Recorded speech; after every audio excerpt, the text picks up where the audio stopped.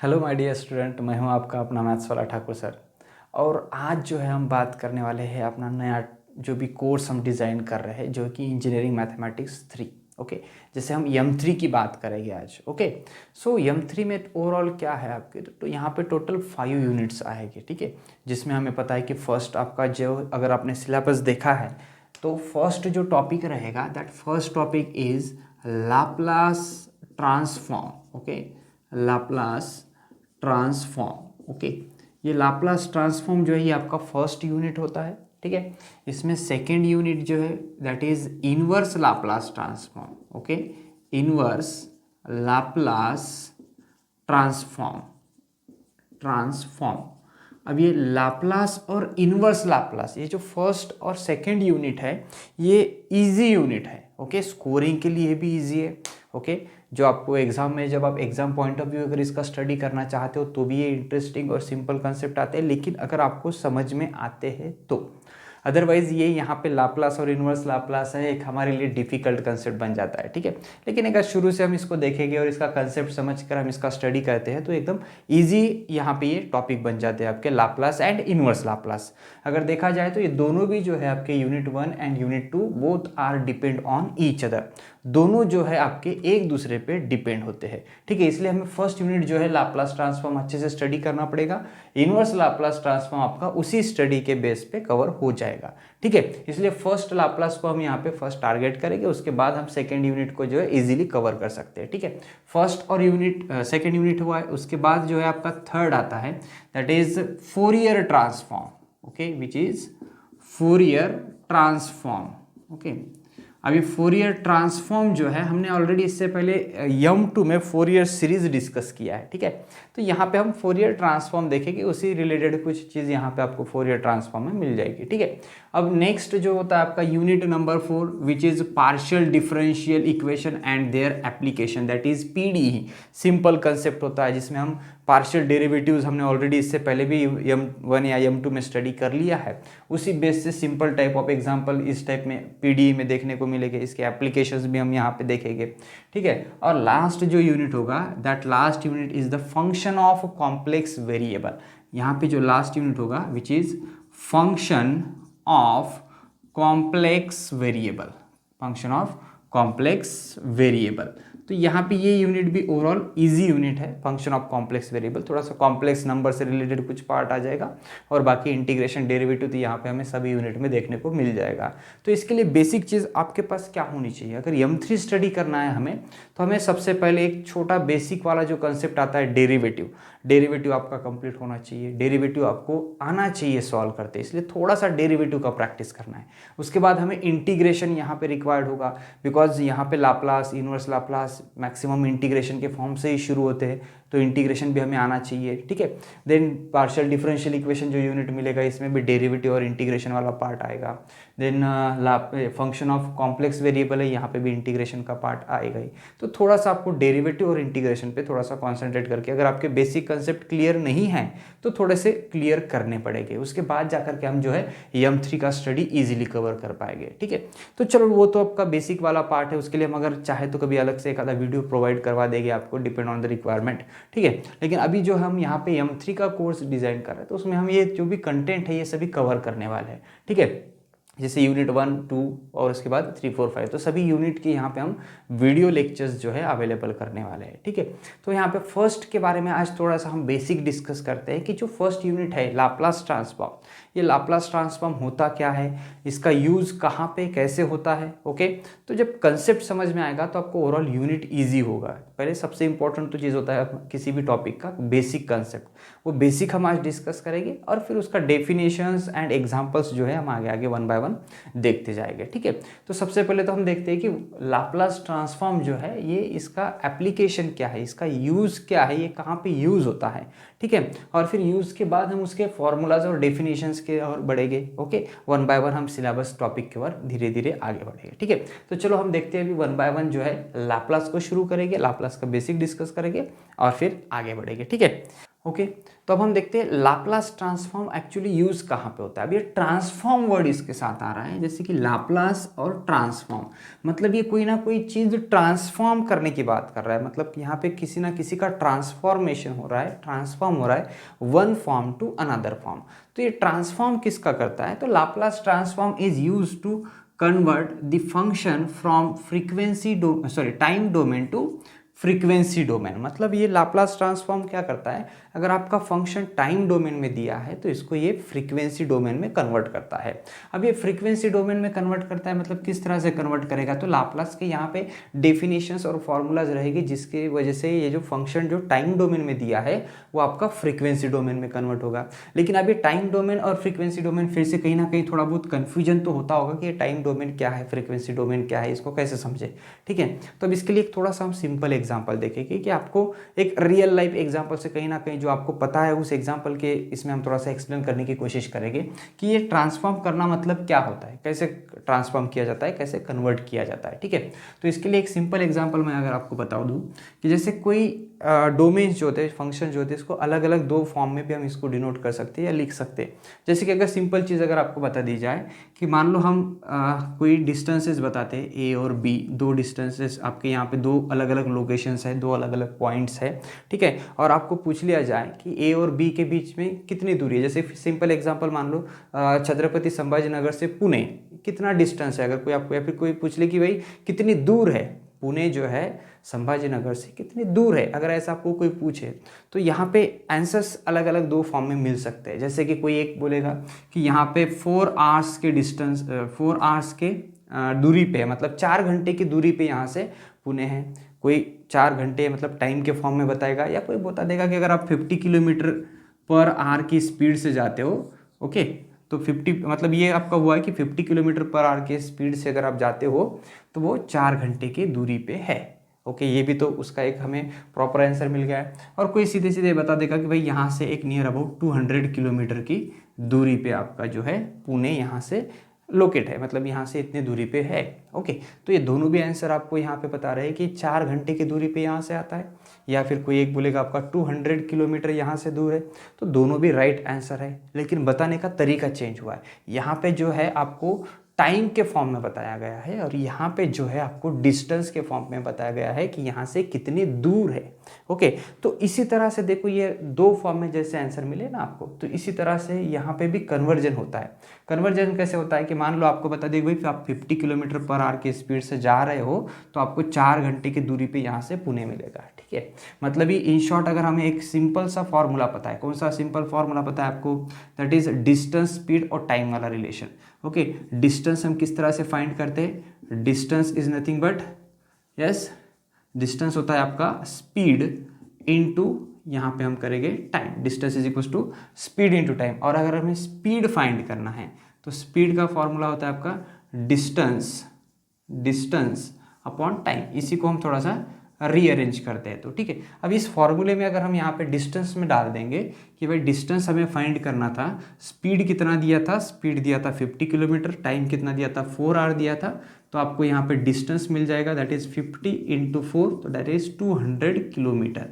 तो डिस्टेंस जो है आपका 200 किलोमीटर, मतलब जो हमें टाइम के फॉर्म में जिसने भी हमें दूरी बताई थी उस दूरी को अगर हम कन्वर्ट करना चाहे डिस्टेंस में तो हमने एक फार्मूला यूज़ किया और फार्मूला में वैल्यू पुट कर दिया, तो हमें क्या मिला, हमें टोटल डिस्टेंस मिला। जस्ट हम थोड़ा सा एक सिंपल एग्जांपल बताने की कोशिश कर रहे हैं कि अगर कोई टाइम के फॉर्म में आपको दूरी बताता है किसी लोकेशन का, तो आप उसको डिस्टेंस के फॉर्म में कन्वर्ट करने के लिए आपने एक फार्मूला यूज़ कर लिया, that is distance is equal to speed into time वाला। तो इस फॉर्मूले ने क्या कर दिया, इस फॉर्मूले ने इस टाइम वाले डोमेन को आपके डिस्टेंस वाले डोमेन में कन्वर्ट कर दिया। मतलब कहीं ना कहीं एक फॉर्मूला था, वैल्यूज पुट कर दिए और हमें डिस्टेंस में आंसर मिल गया। तो ऐसी ही कुछ चीज़ यहाँ पे लाप्लास के साथ होती है। लाप्लास क्या करता है कि जो भी फंक्शन आपका टाइम डोमेन में दिया होगा उस टाइम वाले डोमेन को जो है फ्रीक्वेंसी वाले डोमेन में कन्वर्ट कर देता है। अब ये फ्रीक्वेंसी क्या है, टाइम तो समझ में आ गया कि जो फंक्शंस टाइम के फॉर्म में, टी के फॉर्म में दिए होंगे, टाइम डोमेन में दिए होंगे वो तो ठीक है, लेकिन अभी फ्रीक्वेंसी क्या होता है। तो अब सिंपल चीज़ जो हमने फ्रीक्वेंसी, इससे पहले भी कहीं ना कहीं ये वर्ड सुना होगा, फ्रीक्वेंसी कहीं ना कहीं हमने देखा है, सुना है। ओके, तो अब ये फ्रीक्वेंसी के साथ थोड़ा सा एक बार डिस्कस करते हैं और कैसे यहाँ पे फंक्शंस को कन्वर्ट किया जाता है और इसका फॉर्मूला जो है लाप्लास का कैसे डिराइव होता है वो भी अब हम देखेंगे, ठीक है। तो अब ये फ्रीक्वेंसी क्या होता है, तो हमें पता है कि frequency is nothing but the number of repetitions in given interval of time. कोई अगर टाइम दिया है particular 1 minute 30 second 15 second 1 hour जो भी दिया होगा वट एवर इट में भी, तो उस इंटरवल में पर्टिकुलर किसी एक चीज़ के कितने रिपीटेशंस होते हैं, that is nothing but the frequency. Okay, अब हम यहाँ पे देखेंगे तो ये फ्रीक्वेंसी को हमने डिस्कस किया था कि जो रिपीटेशंस है पर्टिकुलर इंटरवल में जो रिपीटेशंस होते हैं उसको हम फ्रीक्वेंसी कहते हैं, ठीक है। तो आप देखो यहाँ पे मान लो आपके पास टाइम कोई फिक्स टाइम है, ओके, फॉर 1 मिनट कंसिडर कर लो, एक टाइम है आपका 1 मिनट, ठीक है। और इसको एक रिलेट करना है तो हम एक सिंपल डायरेक्टली इसके एक एग्जांपल से रिलेट करते हैं, मतलब ये किस फॉर्म में फ्रीक्वेंसी को कन्वर्ट करता है, टाइम डोमेन जो है फ्रीक्वेंसी को कन्वर्ट करता है।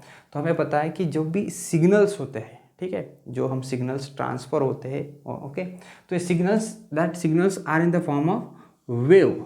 ये जो सिग्नल्स होते हैं ये किस फॉर्म में होते हैं, आपके वेव के फॉर्म में सिग्नल्स होते हैं। अंडरस्टूड।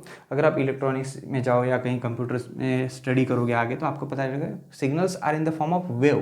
तो ये जब वेव के फॉर्म में जाते हैं तो कहीं ना कहीं एक साइकिल जहाँ पे कंप्लीट होता है, मतलब यहाँ पे एक पार्ट आपका कंप्लीट हुआ है, अगेन फिर यही सिग्नल ये भी आगे कन्वर्ट हो रहा है, मतलब यहाँ पे ट्रांसफर हो रहा है, अगेन यही वेव आपका आगे जा रहा है, मतलब यहाँ पे हो रहा है, मतलब ये जो एक साइकिल कंप्लीट हो रहा है it is nothing but the one cycle. और ये साइकिल्स अब गिवन इंटरवल ऑफ टाइम में कितनी साइकिल्स कंप्लीट हो रही है that is nothing but the frequency. Okay, अब यहाँ पे जैसे हम यहाँ पे टाइम कंसिडर करते हैं, ओके, जैसे हम यहाँ पे एक 1 मिनट इतना टाइम कंसिडर कर रहे हैं, तो यहाँ पे कितनी साइकिल्स कंप्लीट हो रहे हैं आपके, first, second and third. Okay, तो यहाँ पे हम थर्ड साइकिल मतलब 3 साइकिल्स कंप्लीट कर रहे हैं, ठीक है। अब इसी को हम यहाँ पे क्या करते हैं कि अगर इस साइकिल्स में कुछ इस तरह से थोड़ी सी टाइम वही रहेगा आपका, लेकिन हम साइकिल्स कुछ इस तरह से ड्रॉ कर दे तो यहाँ पे 1 मिनट तक कितनी साइकिल्स हो रही है, okay, first, second, third, fourth, fifth and six, total 6 cycles complete हो रही है। मतलब जो सिग्नल ट्रांसफर हो रहा है उसका स्पीड यहाँ पे ज़्यादा है, मतलब स्पीड ज़्यादा है, मतलब क्या है कि फ्रीक्वेंसी ज़्यादा है, okay, as compare to this यहाँ पे जो दिख रहा है आपको फ्रीक्वेंसी ज़्यादा दिख रहा है। अगर इसी डायग्राम को हम थोड़ा सा और इस तरह से ड्रॉ कर दे, थोड़ा और ज़्यादा कर देंगे तो इसमें क्या होगा, तो यहाँ पे और फ्रीक्वेंसी इसका ज़्यादा हो चुका है, फ्रीक्वेंसी बढ़ चुका है। मतलब क्या हो रहा है कि टाइम तो वही है, ओके, टाइम हम 1 मिनट की ही बात कर रहे हैं, लेकिन यहाँ पे अगर हम इस वेव को कुछ इस तरह से आपको शो करें तो इसमें क्या दिखाई देता है आपको कि यहाँ पे वेव कम पास हो रही है गिवन इंटरवल ऑफ टाइम में, मतलब यहाँ पे फ्रीक्वेंसी कम है, यहाँ पे फ्रीक्वेंसी ज़्यादा है, यहाँ पे फ्रीक्वेंसी उससे भी ज़्यादा है। मतलब गिवन इंटरवल ऑफ टाइम में आपके जो सिग्नल पास हो रहे हैं वो यहाँ पे ज़्यादा बार पास हो रहे हैं। मतलब क्या होता है कि अगर फ्रीक्वेंसी ज़्यादा और टाइम की बात करें, फ्रीक्वेंसी और टाइम में एक रिलेशन यहाँ पे आ रहा है कि frequency and time both are the inverse of each other, दोनों एक दूसरे के इनवर्स है। मतलब फ्रीक्वेंसी और टाइम में अगर हम रिलेशन देखें तो दोनों एक दूसरे के क्या है, इनवर्स है। व्हाई दीज आर इनवर्स, क्यों इनवर्स है हमने कहा है, देखो अब यहाँ पे अगर हम टाइम फिक्स रखा था हमने और टाइम और फ्रीक्वेंसी बात करें, अगर हम यहाँ पे इंक्रीज डिक्रीज वाला रिलेशन लगाए तो अगर फ्रीक्वेंसी ज़्यादा है तो टाइम कम लगेगा, ओके, और फ्रीक्वेंसी कम है तो टाइम ज़्यादा लगेगा। मतलब क्या है, अगर मान लो मुझे कुछ पर्टिकुलर नंबर ऑफ वेव्स, मतलब पर्टिकुलर नंबर ऑफ कोई सिग्नल्स मुझे टाइम में पास करने हैं, ओके, 1 मिनट में मान लो मुझे क्या करने हैं, या फिर मुझे 10 सिग्नल्स 10 साइकिल्स यहाँ पे मुझे पास करनी है तो कितना टाइम लगेगा।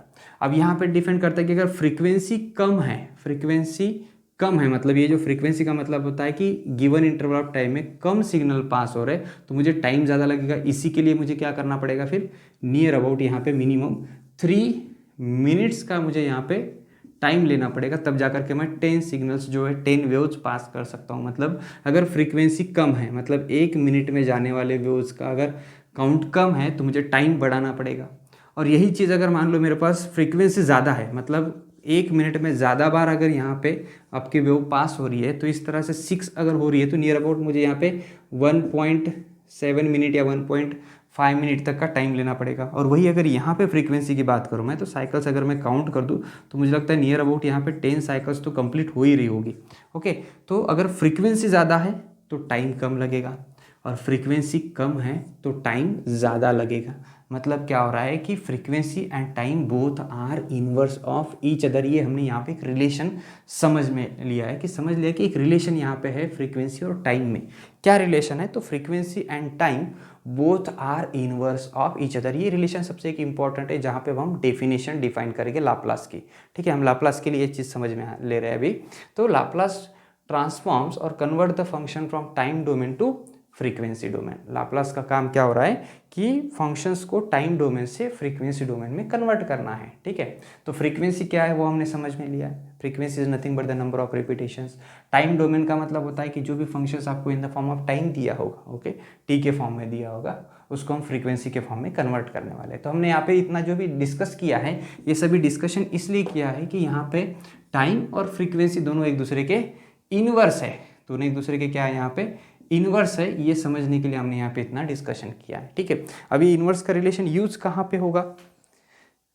अभी इनवर्स वाला रिलेशन जो है हम यूज कहाँ पे होगा इसके बारे में डिस्कस करते हैं, कि अभी इससे डेफिनेशंस कैसे फॉर्म करेंगे। ठीक है, now how will get the definition of the Laplace transform.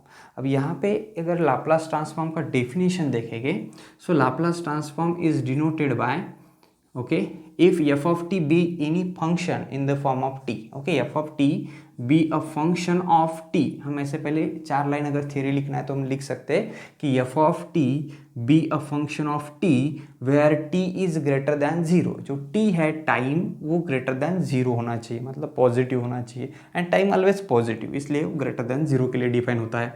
So Laplace transform जो है इस तरह से डिफाइन करेंगे, that is L of f of t, मतलब Laplace transform of f of t is equals to, ये होगा आपका integration 0 to infinity e raise to minus S t into f of T D t. अब ये जो definition है Laplace transform का, ये किस तरह से यहाँ पे होता है, देखो कि लाप्लास ट्रांसफॉर्म किसी फंक्शन का हमें फाइंड करना है, इसका मतलब हमें उसको इंटीग्रेट करना है within the limit 0 to infinity e raise to minus S T F of T D t. Okay, तो अब ये इस तरह से डेफिनेशन क्या है, और यहाँ पे जो e का पावर हम माइनस एस टी की बात कर रहे हैं, तो ये किस तरह से, तो ये जो एक्सपोनेंशियल फंक्शन है, तो एक्सपोनेंशियल फंक्शन उसमें जो हम निगेटिव साइन दे रहे हैं, तो इसका मतलब ये जो हमें कर्व देता है वो कुछ इस तरह से देता है, that is decreasing function, decay function हम जिसको कहते हैं, कि ये जो लाप्लास ट्रांसफॉर्म में जो e raise to minus S t है, ये शो करता है कि फंक्शन इज डीके। एक्चुअली इसका और भी अगर हम लाप्लास में डिटेल में स्टडी करने जाए तो इसका हम फोरियर ट्रांसफॉर्म, उसके बाद लाप्लास ट्रांसफॉर्म, ये जो चीज़ें हैं इससे रिलेट करती है, और इसके बाद में इसका जो साइनोसाइडल नेचर होता है आपके वेव्स का, ओके, वो यहाँ पे मेंशन करना ज़रूरी होता है। इसके बारे में बहुत सा एक बेसिक कंसेप्ट और भी लेंदी कंसेप्ट आएगा जिसमें हम लाप्लास को डिस्कस कर सकते हैं, लेकिन अभी हम थोड़ा सा एक ओवरऑल व्यू देख रहे हैं कि लाप्लास ट्रांसफॉर्म होता क्या है, उसमें छोटी छोटी जो चीज़ें हैं वो क्या है, इसी का डिस्कस करके हम क्वेश्चंस पे बढ़ेंगे। ठीक है, तो अभी हमने कहा है कि e raise to minus S t जो होता है डीके फंक्शन, डिक्रीज फंक्शन यहाँ पे शो करता है। ठीक है, और जो एफ ऑफ टी है, मतलब जो फंक्शन ऑफ टी आपको दिया गया है जिसका हमें लाप्लास फाइंड करना है, वो यहाँ पे नोट करना है, और जैसे हम इसको सॉल्व करेंगे तो will get the Laplace transform of that function. जो फंक्शन आपका एफ ऑफ टी यहाँ पे हमने लिखा है, उसी फंक्शन का हमें लाप्लास ट्रांसफॉर्म मिल जाएगा जब हम इसको सॉल्व कर लेंगे।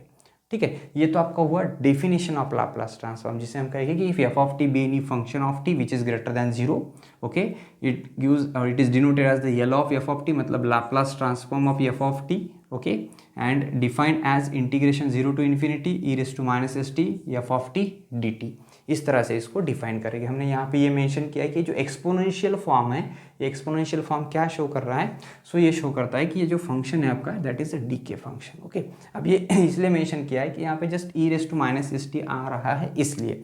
ओके, अदरवाइज इसका जो अगर स्टडी करें तो और थोड़ा सा डीप में स्टडी आपको करने को मिल जाएगा। ठीक है, तो अभी हम यहाँ पे डेफिनेशन देखते हैं लाप्लास ट्रांसफॉर्म का।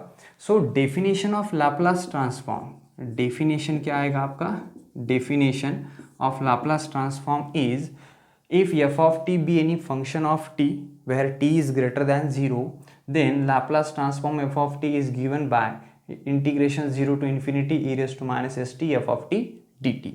तो ये आपका हुआ डेफिनेशन ऑफ लाप्लास ट्रांसफॉर्म। ठीक है, तो यहाँ पे अब ये जो लाप्लास ट्रांसफॉर्म हम ले रहे हैं, यहाँ पे हमने क्लियर मेंशन किया है कि ये जो फंक्शन है या फिर जो लाप्लास ट्रांसफॉर्म कन्वर्ट करता है टाइम को फ्रीक्वेंसी में। तो यहाँ पे जो s दिख रहा है that s is nothing but the parameter which denotes the frequency. अब ये फ्रीक्वेंसी डिनोट करेगा और जब हम इसको सॉल्व करेंगे तो will get the answer in the form of yes. Answer जो मिलेगा वो यस के फॉर्म में मिलेगा जिसको हम एफ ऑफ एस से डिनोट करेंगे।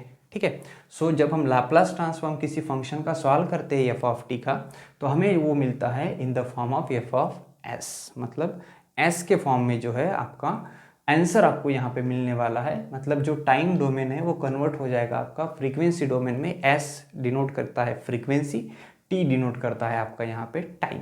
तो जब भी क्वेश्चंस आपको सॉल्व करने के लिए मिलेंगे वो टी के फॉर्म में होंगे और जब हम उसका लाप्लास ट्रांसफॉर्म लेकर के सॉल्व कर देंगे तो जो आंसर मिलेगा वो आपको एस के फॉर्म में मिलेगा। इसलिए हमने उसको एफ ऑफ एस से डिनोट किया।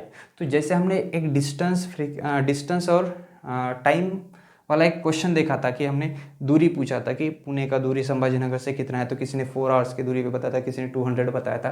तो वहाँ पे हमने एक फार्मूला यूज़ किया था, distance equal to speed into time, value put करते तो आंसर मिल गया था। तो यहाँ पे भी अगर किसी फंक्शन का लाप्लास ट्रांसफॉर्म हमें फाइंड करना है तो फंक्शन दिया रहेगा उसको इस फार्मूले में हम डाल देंगे और जैसे ही इसमें डाल देंगे तो आपको जो मिलेगा वो आंसर एफ ऑफ एस में मिलेगा, मतलब फ्रीक्वेंसी के फॉर्म में मिलेगा। तो एक सिंपल सा कंसेप्ट यहाँ पे आपको लाप्लास ट्रांसफॉर्म का देखने को मिल जाता है। ठीक है, अब इस डेफिनेशन का यूज़ करके हम क्या करते हैं, कुछ एक डायरेक्ट क्वेश्चन सॉल्व करेंगे जो कि based on definition of Laplace transform होंगे। और फिर हमें सबसे इंपॉर्टेंट आता है elementary transformation, Laplace transform of elementary function. अभी एलिमेंट्री फंक्शन मतलब हम इस फॉर्मूले का यूज़ करके लाप्लास के फॉर्मूलेज डिफाइन करेंगे। इस डेफिनेशन का यूज़ करके लाप्लास के फॉर्मूलेज डिफाइन करेंगे और फिर 1 बाय 1 उसके बेस पे एग्जांपल्स देखेंगे।